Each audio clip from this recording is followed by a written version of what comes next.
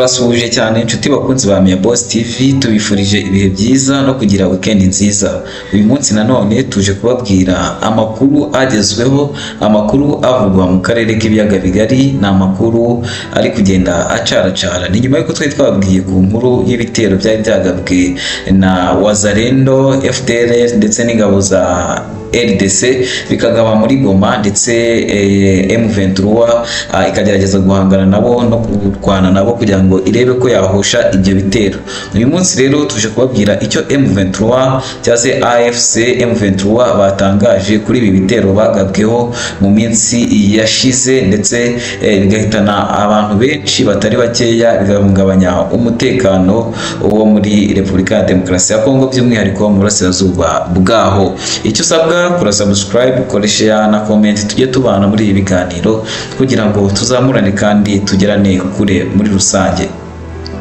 M23 rero yasohoye itangazo, ni ibaruwa ndende ivuga ku buryo babonye ndetse nuko bafata ibi bitero bagabweho kuri wa gatanu mu masaha y'ijoro, ndetse bigahitana abantu benshi batari bakeya.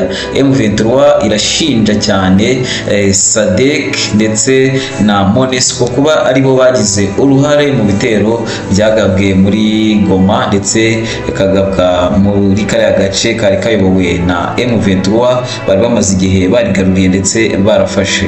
Nyamara iyi SADC ni mu gihe bari bamaze igihe bari mu biganiro baganira uko amahoro yagaruka, ndetse si ibyo gusa kubera ko na MONUSCO nabo bari kumwe muri ibyo biganiro. Byose byabaga bigaragara ko ikigamijwe ari amahoro no kurinda ubusugire n'imimerere myiza y'abaturage muri rusange, cyane bigaragara ko M23 yo nta kindi ishaka cyangwa se ikiza imbere ari ukugerageza ko kuba abaturage bagira amahoro n'umutekano mu mibereho yabo ya buri munsi. Gusa ibyo ngibyo ntabwo byatinze kubera ko bitaramye. Biravuga ko hariya MONUSCO yari icumbikiye abasirikare benshi ba FARDC, ndetse icumbikiye n'izindi ngabo nyinshi zagiye zitsindwa zikajyayo, ndetse tutibagiwe n'aba SADC bari bariyo. Ni mu gihe nyamara bari bakiri mu biganiro by'uburyo ingabo za SADC ndetse zishobora kuba zataha zigasubira mu bihugu byazo, ariko bikaba bivugwa ko nyamara bacuraga umugambi mubi udahuye n'ibyo bari barimo baganira mu masezerano muri rusange.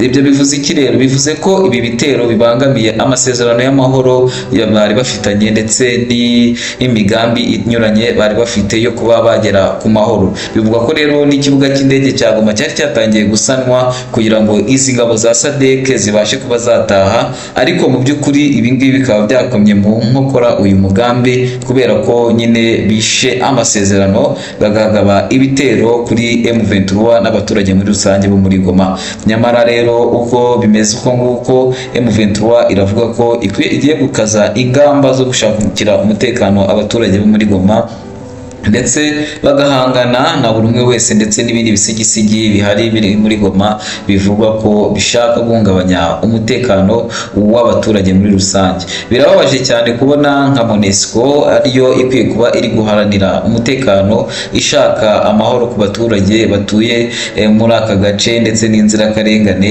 zihari, ariko ugasanga aribo bafatiye mbere mu kuba bahungabanya umutekano w'abaturage bajejwe kurinda muri rusange.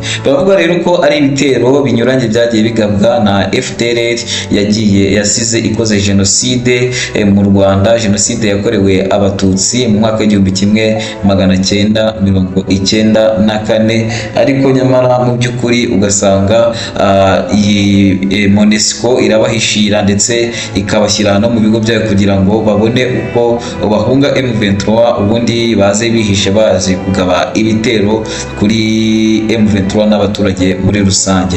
Ibyo ngibyo rero byababaje M23. Bivugwa ko inzira isigaye kugira ngo ingabo za MONUSCO cyangwa se na SADC bashobore kuba bataha ari ukuba banyura i Kigali. Ibyo kunyura i Goma bitagikunze ndetse bitagishobotse, ahubwo bashotoye intare za Sarambwe zikaba zababajwe no kuba bararenze ku masezerano bari bagiranye.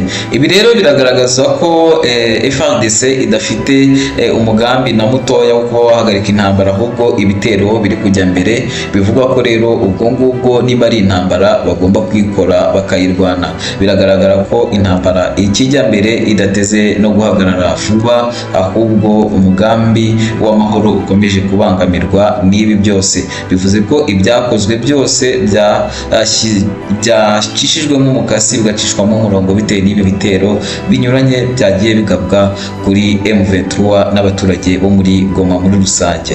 Ndabashimiye rero ko mwakomeje kubana natwe muri iki kiganiro. Turagenda tubagezaho ama update n'andi makuru agenda avugwa, agenda agaragara muri iyi ntambara ikomeje gushyamiranya M23 ndetse na FARDC n'indi mitwe y'iterabwoba bagenda bafatanya muri rusange. Ndabashimiye rero mukomeze kubana natwe naho ubutaha.